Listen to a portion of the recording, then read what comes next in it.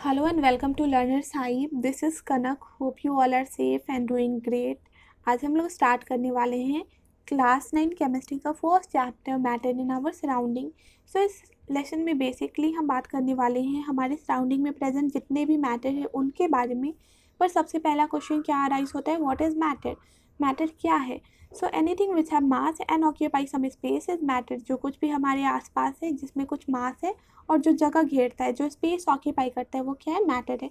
For example अगर हम इस बॉटल की बात करें तो इसका अपना कुछ ना कुछ मास होगा और जब हम इसे कहीं रखते हैं तो ये स्पेस भी ऑक्यूपाई कर रहा है, दैट मीन ये मैटर है।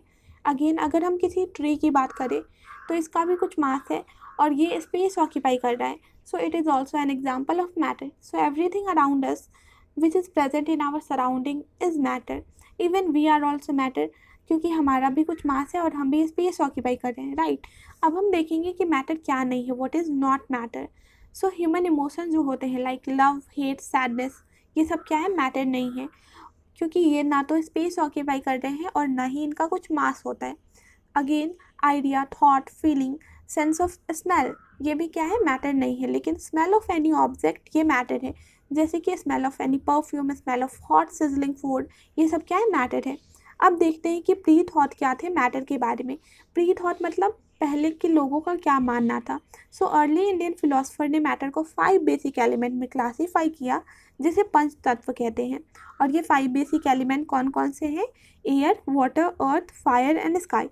उनका मानना था कि जितने भी लिविंग और नॉन लिविंग थिंग्स हैं इन्हीं 5 बेसिक एलिमेंट से मिलके बने हुए हैं। एंशिएंट ग्रीक फिलोसफर का भी कुछ ऐसा ही मानना था। मॉडर्न डे साइंटिस्ट ने मैटर को 2 टाइप्स में क्लासीफाई किया है based on their physical properties and chemical nature. इस चैप्टर में हम लोग मैटर के फिजिकल प्रॉपर्टीज के वाले हैं। अब ये फिजिकल प्रॉपर्टीज क्या होती है? ऐसी प्रॉपर्टीज जो हमें एक्सटर्नली विजुअल हो, हमें बाहर से दिखाई दे, वो क्या है? फिजिकल प्रॉपर्टीज है। तो देखते हैं मैटर के फिजिकल नेचर के बारे में कि मैटर किस चीज़ से मिलके बना हुआ है। सो matter is made up of particles. Matter particle से मिलके बना हुआ है और ये पार्टिकल एटम भी हो सकते हैं या फिर मॉलिक्यूल भी हो सकते हैं। सो मैटर का नेचर कैसा है उसके बारे में देखते हैं। क्या मैटर कंटिन्यूअस सा होता है या फिर वो पार्टिकुलेट होता है? इस चीज़ को एक एग्जांपल से समझते हैं। जब आप डेजर्ट के सैंड को काफ़ी दूर से देखते हो तो वो कितना स्मूथ और कंटिन्यूअस सा दिखता है, लेकिन जब आप उसी सैंड को हाथ में उठा के देखते हो तो उसमें कितने छोटे छोटे पार्टिकल नज़र आते हैं, सैंड पार्टिकल नज़र आते हैं। तो मैटर क्या कंटिन्यूअस है या फिर वो पार्टिकुलेट है? इसे पता करने के लिए हम एक एक्टिविटी करेंगे। सो स्टार्ट करते हैं एक्टिविटी को। सबसे पहले हम 100 ml बीकर लेंगे और उसमें 50 ml पानी भर लेंगे और उस बीकर पे वाटर लेवल को मार्क भी कर लेंगे। उसके बाद हम उसमें थोड़ा सा शुगर या फिर साल्ट ऐड करेंगे और ग्लास रॉड की हेल्प से अच्छे से उसे मिक्स कर लेंगे, राइट।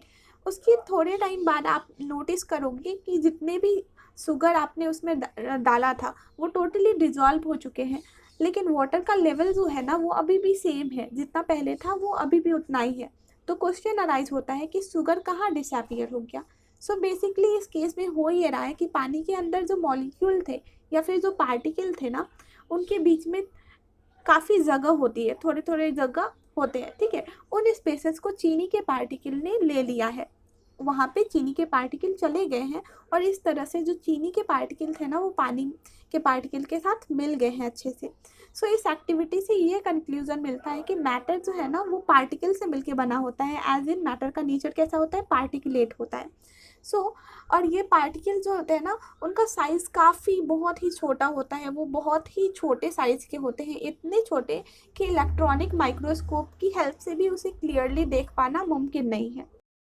सो अब हम बात करने वाले हैं पार्टिकल ऑफ मैटर की प्रॉपर्टीज़ के बारे में। सो फर्स्ट प्रॉपर्टी है particle of matter have spaces between them. Matter के पार्टिकल के बीच में काफ़ी खाली जगह होती है जिसे इंटरमॉलिक्यूलर स्पेस कहते हैं। जैसा कि आप यहाँ पे देख पा रहे हो, ये वाटर के मॉलिक्यूल हैं या फिर वाटर के पार्टिकल हैं। इनके बीच में काफ़ी खाली जगह है जिसे इंटरमॉलिक्यूलर स्पेस बोलते हैं।